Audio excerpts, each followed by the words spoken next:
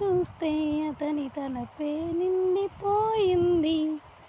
నిన్నదాకా ఎప్పుడు నన్ను తాకేటప్పుడు గుండెలో ఈ చప్పుడు నేను వినలేనే. అలగవే హృదయమా, అనుమతైనా అడగలేదని తెలుసునా తెలుసునా. మనసుకే తొలి కదలిక అడగనా అడగనా.